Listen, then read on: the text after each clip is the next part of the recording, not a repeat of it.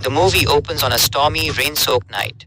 Four boys from Delhi arrive to catch a 1 a.m. passenger train as they are heading to attend their friend's wedding. However, after asking the station master, they learn that the train has been delayed due to heavy rain. The cold intensifying, the four of them sit near a Baba and warm themselves by the fire. The Baba then begins telling them a mysterious story about Mangalpur, a place where it is believed that no girl can get married, because if she does, a demonic entity appears and abducts the bride. The Baba's story then shifts to the past, where we learn about a newly married couple traveling with their family in a bus toward Lucknow airport. On the way, they are informed that the usual route is blocked due to the storm, forcing them to go through Mangalpur. The bus driver, who is from Mangalpur, warns everyone in fear. He tells them that the last bride disappeared 12 years ago, and if they take that route, everyone, including the bride, will be doomed. But no one listens to him. As they take that route, the bus suddenly gets a flat tire near a forest. At that moment, a sinister force appears, killing most of the passengers and abducting the bride. After this, the story introduces Acharya Dushyant, the owner of the Mangalpur Palace, who has passed away. His manager, Shantaram, stands before his funeral pyre, deeply saddened by his death. The scene then shifts to London, where a man named Vasudev lives with his two children, Meera and Arjun.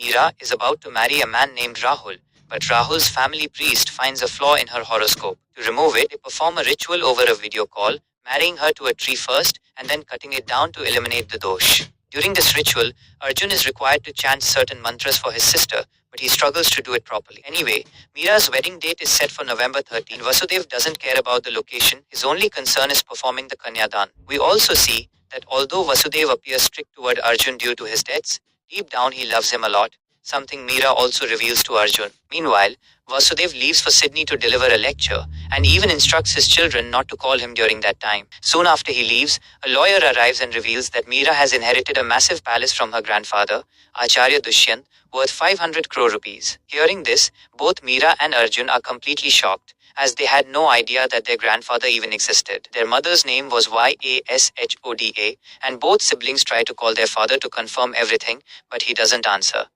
Arjun then decides that he will go there himself first, understand what's really going on, and then inform Meera. With that, he sets off for Mangalpur. Meanwhile, in Sydney, Vasudev is seen delivering a lecture on souls, angels, demons and yogis, where he also mentions black magic. In the background slide, we see a bat-like humanoid creature, one that looks exactly like the entity that abducted the bride. Vasudev explains that everything exists within humans, angels as well as demons.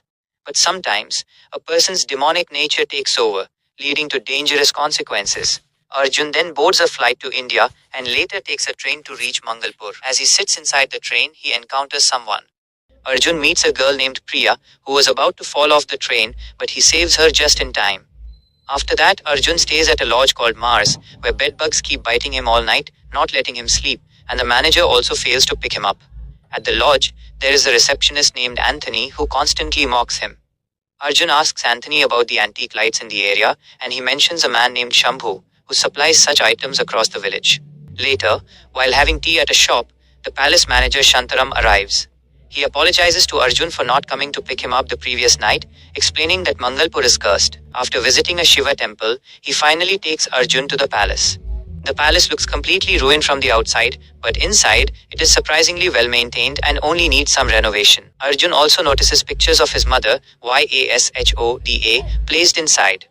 Shantaram reveals that the palace is haunted, which is why Arjun's grandfather used to visit only the temple room inside and never stayed there. Behind the palace lies a forest known as Pishak Van, where no one is allowed to go at night. It is the same place where the bride disappeared earlier.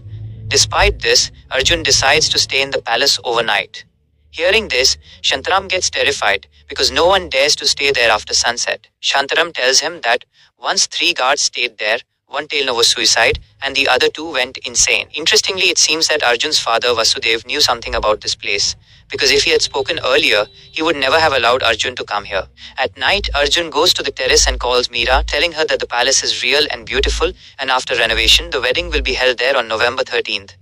But suddenly, the signal gets cut off, and Shantaram is still unaware that a wedding is being planned there.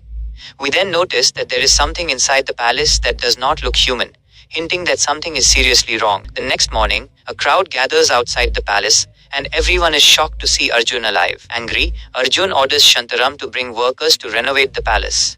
Just then, a wedding planner named Jagdish arrives, whom Arjun had called. However, as soon as the workers hear about the wedding, they get terrified and run away. Shantaram then reveals the story of Vadhusur, a demon who abducts every bride. Long ago, a demon girl and a celestial prince fell in love, but they couldn't get married. The demon girl became pregnant and gave birth to a child who later became Vadhusur. The demon girl handed Vadhusur over to a dark entity named Andhakarta, who raised him. As he grew up, Vadhusur performed intense penance to Lord Shiva and received a boon that he could only be killed by himself or his own essence. He also gained power only in darkness. Vadhusur then declared war against the gods. Helpless, the gods approached Lord Vishnu. Vishnu devised a plan and sent a beautiful woman named Vrikshini, with whom Vadhusur eventually fell in love. However, during the wedding itself, Vrikshini pulled out a hidden dagger from the garland and stabbed Vadhusur in the chest, causing his massive body to collapse on the spot.